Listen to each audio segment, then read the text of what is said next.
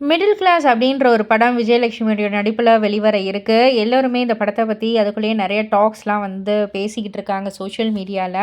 சமீபத்தில இன்டர்வியூல விஜயலட்சுமி அவர்கள் சொல்லியிருப்பாங்க, இதுதான் அவங்களுடைய கடைசி படம். இதுக்கு மேல படத்தில வந்து நடிக்கிற மாதிரி இல்ல அப்படின்ற மாதிரியான ஒரு ஷாக்கிங்கான விஷயத்தையும் சொல்லியிருப்பாங்க.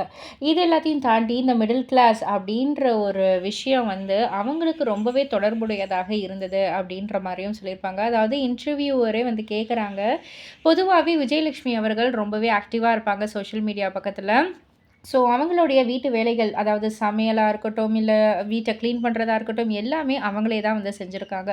ஸோ, இதெல்லாம் நீங்களே செய்றதால, இந்த மிடில் கிளாஸ் அப்படின்ற ஒரு திரைப்படம் உங்களுக்கு ரொம்பவே கனெக்டடா இருந்துச்சா? அப்படின்னு வந்து கேட்டதுக்கு, அ லைஃபோட ரொம்பவே கனெக்டடா இருந்தது அப்படின்ற மாரி வந்து சொல்லியிருப்பாங்க.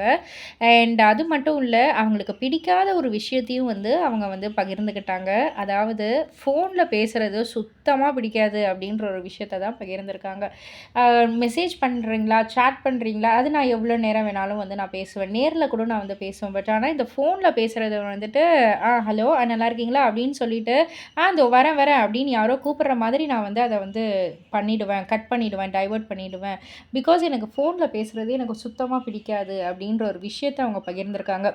அதற்கு கீழ நெறைய பேர் வந்து அவங்கவங்க கருத்துக்கள வந்து தெரிவிச்சது என்னன்னா, "அப்பாடா! இது வந்து எனக்கு மட்டும் தான் நெனச்சேன். ஆனா நெறைய பேருக்கு இருக்கே! இது வந்து ஒரு வியாதி மாரிலாம் ஆயிடுச்சு." அப்படின்ற மாதிரிலாம் நெறைய பேர் வந்து அவங்களுடைய எக்ஸ்பீரியன்ஸையும் வந்து சொல்லிக்கிட்டு இருக்காங்க.